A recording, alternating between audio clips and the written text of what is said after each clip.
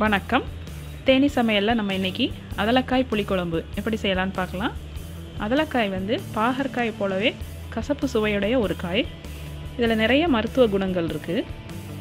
இது நம்ம கிடைக்கும் போதெல்லாம் புளிக்குழம்போ இல்லை வதக்கலோ செஞ்சு சாப்பிடலாம். இதை முதல் எப்படி க்ளீன் பண்ணலான்னு பார்ப்போம். நல்லா கழுவிட்டு இதில் 2 பக்கமும் காம்பு இருக்கும். அதை இந்த மாதிரி கிள்னோம்னா கையோடு வந்துடும். இது போல் செஞ்சு எடுத்துக்கிடணும். கீறி விடணும்னு அவசியம் இல்லை, அப்படியே போட்டு குழம்பு வைக்கலாம். இப்போ 1/4 கிலோ அதலக்காயை நல்லா க்ளீன் பண்ணி எடுத்து வச்சுருக்கேன். ஒரு எலுமிச்சம்பழ அளவு புளியை நல்லா தண்ணியில் ஊற வச்சுருவோம். அப்புறம் ஒரு கடாயில் 1 ஸ்பூன் அரிசி எடுத்து அதை நல்லா பொரிய விடணும்.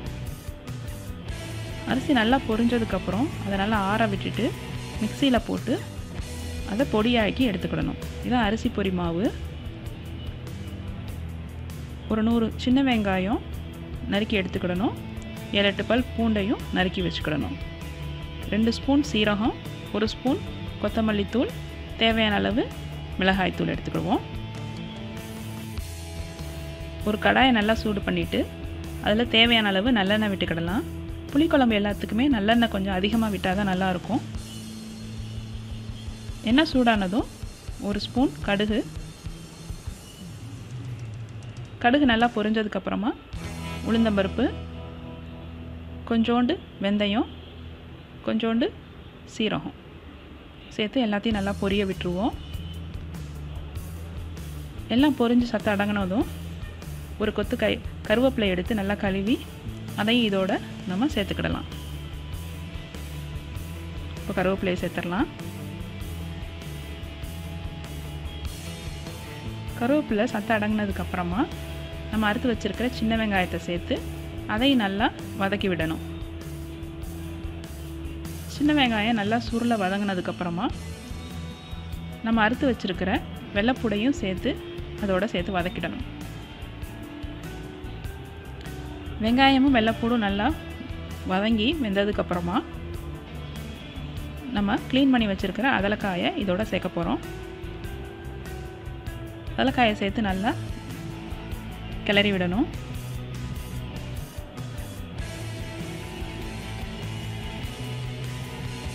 ஒரு ஸ்பூன் மஞ்சத்தூள், தேவையான அளவு மிளகாய்த்தூள் சேர்த்து அதையும் அதலக்காவோடு நம்ம நல்லா வதக்கி விடணும்.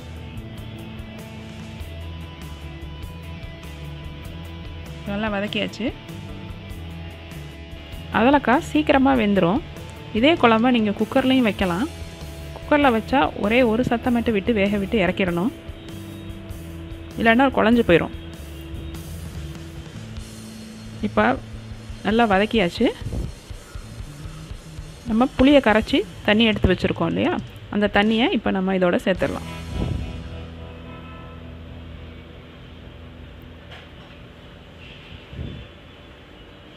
இப்போ 1 ஸ்பூன் கொத்தமல்லி தூள், 2 ஸ்பூன் சீரகத்தூள் எடுத்து வச்சுருக்கோம். அதையும் இதோட சேர்த்து நல்லா கலந்து விட்டுறணும்.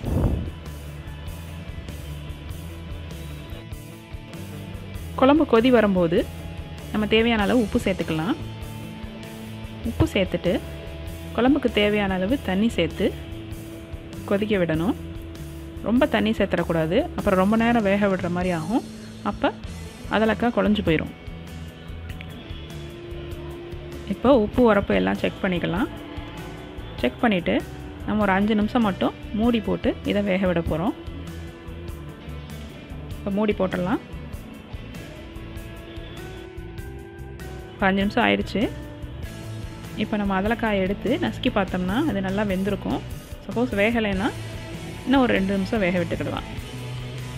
நல்லா வெந்துருச்சு. இப்போ நம்ம அரைச்சி வச்சுருக்கிற அந்த அரிசி பொரி மாவை சேர்த்துக்கிடணும். அது எதுக்கு சேர்க்குறோன்னா குழம்பு தண்ணியாக இருக்கும் அதலக்காயோடு சேராமல். அப்போ நம்ம இதை சேர்க்கும்போது கொஞ்சம் திக்காகி குழம்பு பதத்துக்கு வந்துடும். இப்போ சிம்மரில் போட்டு ஒரு 5 நிமிஷம் வச்சிட்டோம்னா குழம்பு எண்ணெய் தெளிஞ்சிரும். அப்புறம் நம்ம சாதத்தில் போட்டு பிசைஞ்சு சாப்பிட்லாம். நல்லா எண்ணெய் விட்டுட்டு வந்துருச்சு. நீங்களும் இதே போல் அதலக்காய் குழம்பு செஞ்சு பாருங்கள். பாகற்காயிலையும் இதே மாதிரி செய்யலாம் நம்ம. செஞ்சு பார்த்துட்டு உங்கள் கமெண்ட்ஸ் அனுப்புங்க. சேனலுக்கு மறக்காமல் சப்ஸ்கிரைப் பண்ணுங்கள். வீடியோவை லைக் பண்ணுங்கள், ஷேர் பண்ணுங்கள். தேங்க்யூ.